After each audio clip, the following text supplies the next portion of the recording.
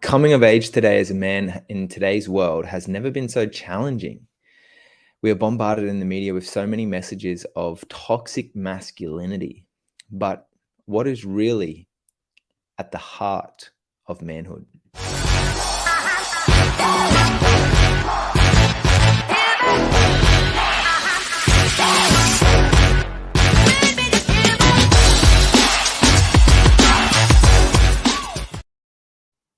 Hey, ladies and gentlemen, my name's Shay Douglas, and today I want to talk to you about coming of age, talk about manhood, talk about being mindful as a man and masculinity.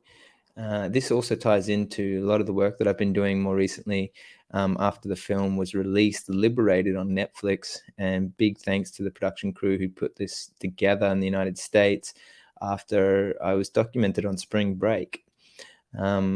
When I decided to go and join them for the tour where they were releasing this film, it was back in February 2018, all across the world. Well, one, it was going to be on Netflix to everyone. Two, we were doing this tour across to all the major universities in the world, including Oxford and Cambridge in the United Kingdom, many more, but also in the United States, UCLA, Berkeley, down to Texas and across to Mary Washington and all over. It was a bit of a journey for about 5 months traveling with the production crew. And not just in that moment, it really helped to enlighten me to realize what it's like to see the coming of age years from another perspective. Because I had my perspective of growing up, or what it was like for me, but I didn't necessarily have a broader viewpoint of how it really impacts a lot of young men in today's world. And what do I mean? What is impacting young men? Well, it'd be easy at this point to point the finger and blame and say the media is to blame, or advertising, or the internet, and a lot of these external, outside of our own responsibilities or outside of our own bodies, stimulus or stimuli that is provoking a sense of sexualization, or is provoking more of a sense of hyper machoism in men to come out and feel that they have to really be aggressive or strong or really brave or kind of over the top, egotistical, which is what I would suggest I was at when I was in that young kind of mindset, very limited by my own ego self, particularly when you look at Liberated. But something I want to highlight in this video today is just exploring deeper concepts in the way that our society and culture is ingrained to be able to support men coming of age, because this is really relevant for me, and it may not be relevant for you. And if this video is not relevant for you, don't waste your time watching it. Go and find something else to watch. But if this is for you and you feel it's relevant, particularly coming of age, we're recognizing the power that, an energy, the fierceness that men have. We can really see that it can be dangerous if it's not honed and harnessed and really cultivated in an appropriate way. And that's evident in our world today, where the world is ripe with horrific things from a huge scale. I mean, you probably don't need me to mention it in this video, but there is some horrible, horrible things. And I can say that I'm not perfect either. And I in my life have learned so many hard lessons. And I think the lessons are worthy of really going into, because when the stories can be shared in a way for others to learn for themselves as well, then we can stand on the shoulder of giants and learn from these key marking points to be able to create a bigger change, bigger shift. Because it's one thing to change our internal ways of navigating life, our internal being, but it's another thing to then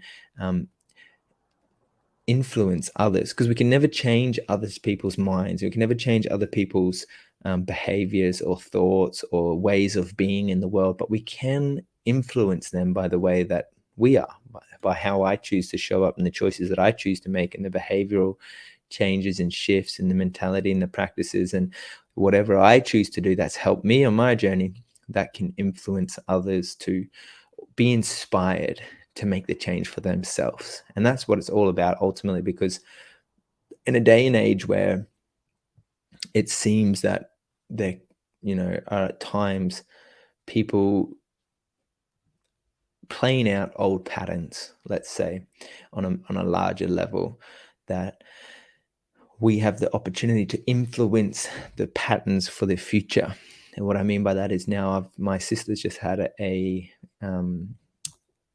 son and a daughter, now 4 and 1 years old. And being an uncle, it's really inspired me further to be sure that on a daily basis, I'm working towards a future for these children to come through and be inspired by and have an opportunity for having a purposeful life ultimately.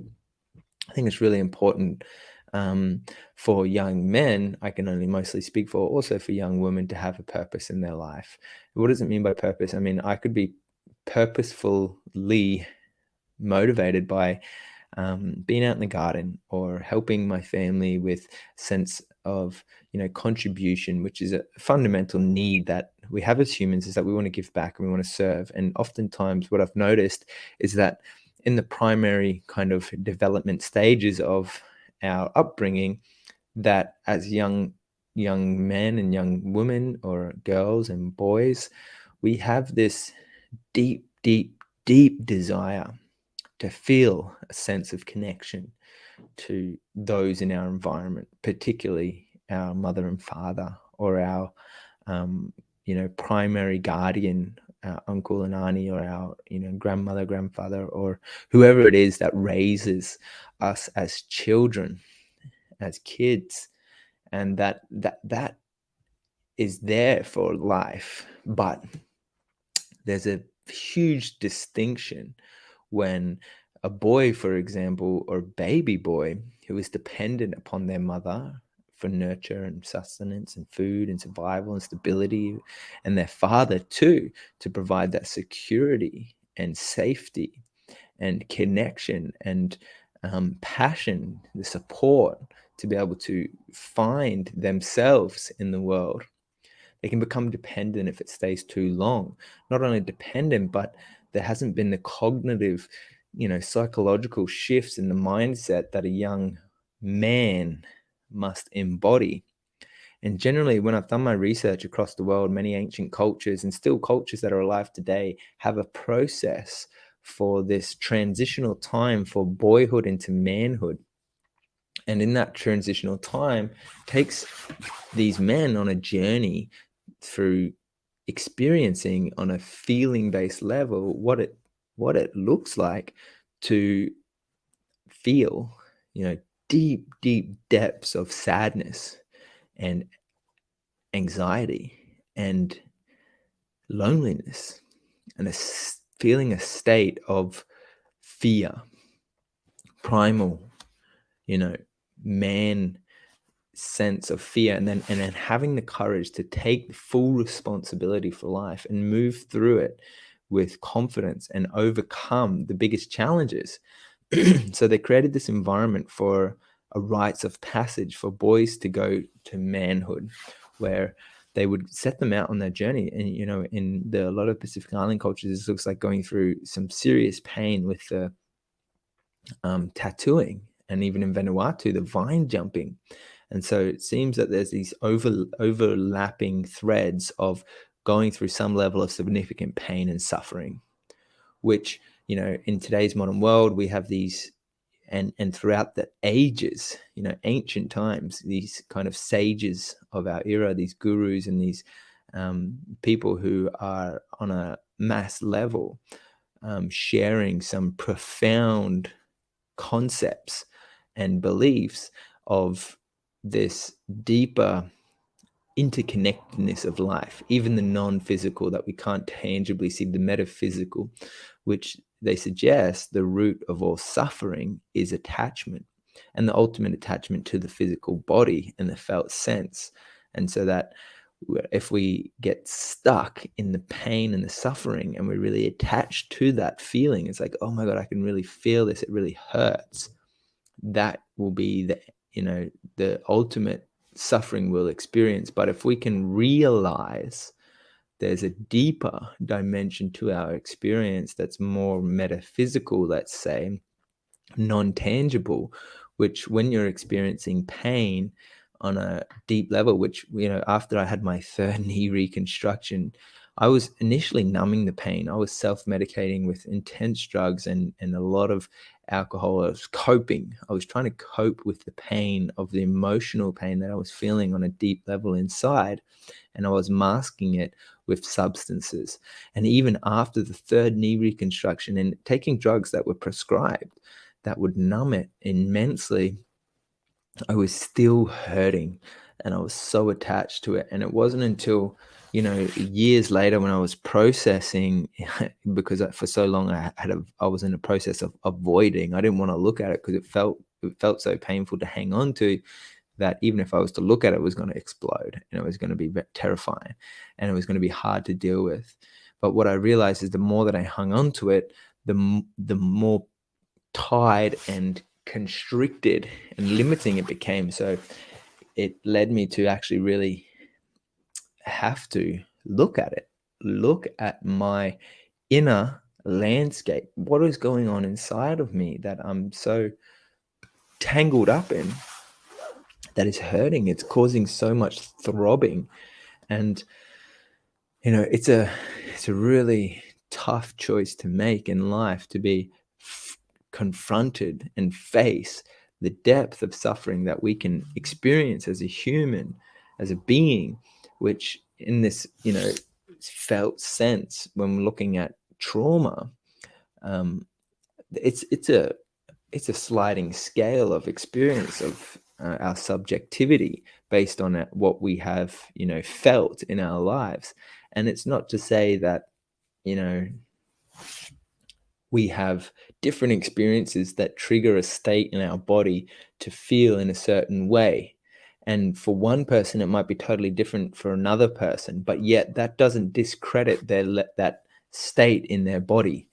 And so acknowledging and for me, having those experiences of physical pain and the release of a lot of emotional suppression, it led me to actually have a deeper sense of compassion for other people who are also going on their journey, whatever level or scale or experiencing that they're going through, they're having.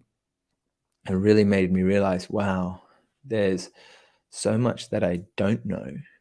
And there's so much that I need to heal and work through, and I need to address in my own life and my own relationships. And that deeper realization of myself gave me an appreciation for others, an appreciation for the tough times. And it's a really huge leap to make, to see that all of the hardship, all of the challenges, all of the really times when I felt I was being judged and ridiculed and belittled and smored and shamed and felt guilty for, that I'm grateful for those experiences. And that in itself is a huge shift in the mindset, because that has given me a greater capacity of tools to be able to navigate further challenges and have more resilience in my character and my personality and my being, that I can use as I move forward in the world. And that these at the time hugely significant events can be seen from another lens and appreciated and grateful. So one of those events, which I want to share with you guys now, is from when I decided to join. I was talking about the tour with Liberated. We were actually filming for a second Liberated. And it's pretty cool because as we were traveling through United States and United Kingdom, we were filming for a Liberated 2, which has been released this year. And I've on my YouTube channel. So if you just go to Shay Ryan Douglas YouTube, you can become a subscriber and you can check out some of my videos on there that I've done, some popular ones. But just here in the second row, you'll see Liberated after spring break. So after featuring a Netflix documentary Shay has been on a journey of transformational change and redemption. So this is the follow-up series of the film. Now, episode 1, episode 2, episode 3, episode 4, and the trailer for Liberate. If you haven't seen it yet, it's on Netflix. You can go and watch it. Obviously shows me in a particular light, but this was beautiful because it really highlighted the journey that we've all been on together. And I realized that my story is not that unique. The more people I talk to, the more men I open up to and share with and have these beautiful conversations with, I start to realize that, wow, women are amazing. And there's so many amazing women in my life I'm so grateful for, but also men have phenomenal characters and such resilient, amazing beings that have such a great capacity for creating mass change. And we can probably all acknowledge, unless you've been living on a rock, that things in our world right now are seriously shifting at a rapid rate. And I mean, this series, highly recommend go and watch it. Check it out. It's available for free. Magic Lantern Pictures, the production company who created it. And there's some phenomenal, wonderful kind of documentation there. Going to spring break was and reflection on life. So unlike what I would do. Of why we're here. A lot of people have we're created for. It happens all the time. So That's why we highly recommend to go and watch it out. It's when I look back really at that interesting time, film. This is all I wanted to do was prove myself among my male peers. Spring break experience and I didn't think I'd ever the meet tour you. as well. Yeah, me you see, I had my neither. long hair back then, but it's really behind the scenes kind of snapshot with the director Benji source of conversation of that entire for us journey. now, going on to When I watched it for the first time, I was really excited to have you all I was here. We're crying, excited to actually, and I was stream really this grateful. I had documentary. my partner at the time there. I've always wanted Amber, a she was platform alongside to me and speak she was to these really issues. loving me. This is the opportunity Caring to for me, look holding back space for me to be able to upon the process all the past emotions and to move forward. yeah, it's and been grow a further. massive journey, to say the least. Create a And I'm sure movement. we're all I on was our really own shocked journey to see the cast members from the documentary. in our own unique way. Having Kimmy there was And I very just wanted empowering. for this to be a Seeing message Shay for those out there to realize, the process of reflecting on ourselves, the self-discovery and the self-mastery begins with self-discovery, self-questioning, self-inquiry, asking those deeper questions, and just being patient to receive the answers, I think is a key takeaway for me in this journey of life. And being open to receive and discover the truth of our own selves and our own experience. And I think that is a relevant discussion to have. And that's why I felt the core to have this video and this sharing in this moment. And so I just wanted to, if you guys have appreciated this and you've enjoyed listening to this, just let me know in the comments section, give us a thumbs up and maybe even share this video. But I'm going to be doing more of these discussions around manhood, around coming of age, around, being alive in today's world, what that really means, how we can navigate it. So if you want to join me in the conversation, be a part of it, let us know in the comments, and I look forward to seeing you very soon.